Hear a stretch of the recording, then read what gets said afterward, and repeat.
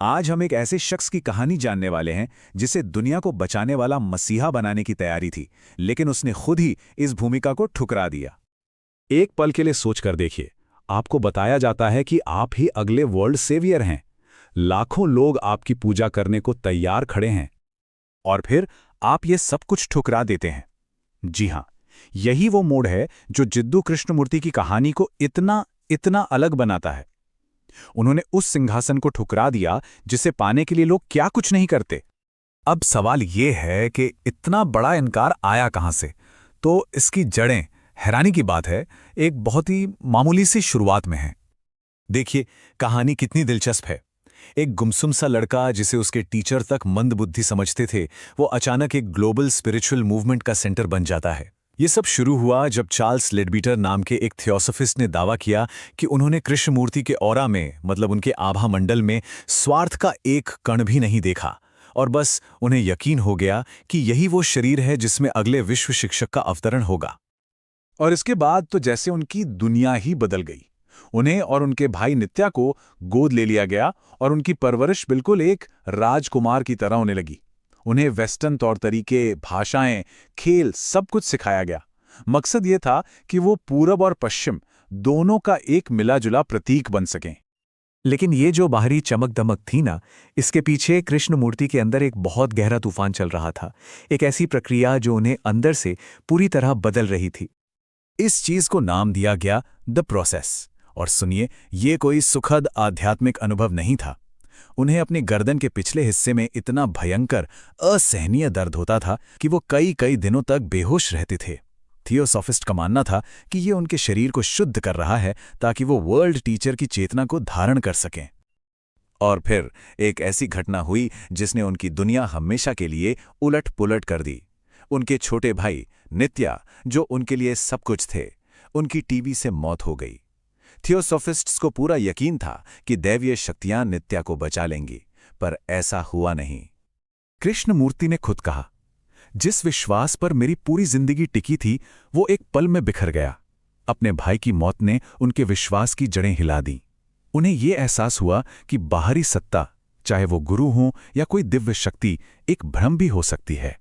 इसी गहरे दुख ने उनके अंदर के उस मसीहा के भ्रम को तोड़कर रख दिया। अंदर का यही भूचाल उनके जीवन के सबसे बड़े, सबसे क्रांतिकारी कदम की वजह बना। अपने ही लिए बनाए गए संगठन को खत्म कर देना। तारीख थी 3 अगस्त 1929। ये दिन इतिहास में दर्ज होना था। नीदरलैंड में ऑर्डर ऑफ द स्टार के कैंप में हजारों फॉलोअर्स के सामने 34 साल के कृष्णमूर्ति ने एक ऐसा भाषण दिया जिसने सब कुछ बदल दिया। ये उनके भाषण का सबसे बड़ा, सबसे जरूरी संदेश था, और ये हर संगठित धर्म, हर गुरु शिष्य परंपरा पर एक सीधा प्रहार था। उनका कहना था कि जिस पल आप सत्य को एक संगठन में बांधते हैं, वो सच नहीं रहता, वो एक पिंजरा बन जाता है। और ये सिर्फ बातें नहीं थी, उन्होंने ऐसा करके दिखाया। लाखों सदस्यों और बेशुमार दौलत वाले उस ग्लोबल ऑर्गेनाइजेशन को उन्होंने एक झटके में भंग कर दिया। सारी संपत्ति लौटा दी।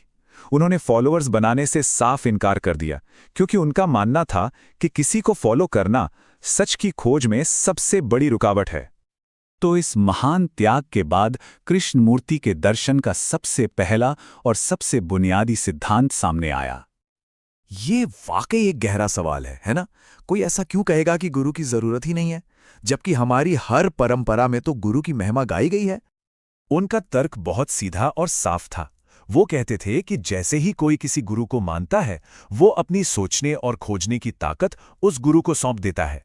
फिर वो उसकी बातों को सच मानकर बस एक नकलची बन जाता है, जो दूसरों के अनुभवों पर जी रहा है। उनके लिए असली आज़ादी अपनी मशाल खुद बनने में थी। तो ठीक है, अगर कोई गुरु नहीं, कोई रास्ता नहीं, तो फिर इंसान शुरू कहां से करे? यहीं पर कृष्णमूर्ति हमें हमारी चेतना के सबसे बुनियादी हिस्से की ओर ले जाते हैं, और वो है विचार। यहाँ कृष्णमूर्ति एक बहुत ही जरूरी फर्क बताते हैं। वो कहते हैं कि प्रॉब्लम सारे विचारों में नहीं है। एक होता है तथ्यात्मक विचार, जो प्रैक्टिकल लाइफ के लिए जरूरी है, जैसे घर कैसे बनाना है या सड़क कैसे पार करनी है।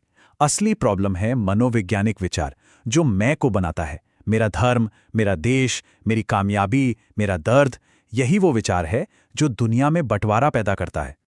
कृष्णमूर्ति कहते हैं कि हर विचार, चाहे कोई भी हो, वो हमारी यादों से ही आता है। मतलब वो हमेशा अतीत का एक हिस्सा होता है और इसीलिए वो कभी भी आज की सच्चाई को, इस पल को पूरी तरह से नहीं देख सकता। वो हमेशा अतीत का चश्मा पहने रहता है और हमारे सारे मनोवैज्ञानिक संघर्षों की जड़ यही है। तो अब सवाल ये उठता है कि अगर गुरु नहीं, कोई रास्ता नहीं और हमारा विचार भी लिमिटेड है, तो फिर करना क्या है?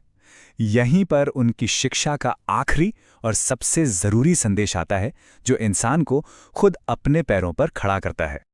देखिए, उनकी पूरी टीचिंग का निचोड़ बस इतना है, अपने दिमाग में जो कुछ भी चल रहा है उसे बस एक गवाह की तरह देखो, जज मत करो। जब गुस्सा आए, डर लगे या जलन हो तो उसे दबाओ मत और ना ही उस पर एक्ट करो, बस उसे देखो जैसे वो है। वो कहते हैं कि ये जो बिना चुनाव के देखने की अवस्था है, यही असली आज़ादी है, और ये बदलाव सिर्फ और सिर्फ अभी इसी पल में हो सकता है। और आखिर में कृष्णमूर्ति की पूरी जिंदगी और उनकी सारी शिक्षाएं हमें इसी एक सवाल पर लाकर खड़ा कर देती हैं। क्या हम में इतनी हिम्मत है कि हम अपने सवाल खुद पूछ सकें, बिना किसी मसीहा या गुरु के जवाब का इंतजार किए? क्योंकि आखिर में सच एक ऐसी जमीन है जिस तक कोई बना बनाया रास्ता नहीं जाता। ये सफर तो हर किसी को अकेले ही तय करना होता है। वीडियो पसंद आए तो साइकोजीनियस चैनल को सब्सक्राइब जरूर करें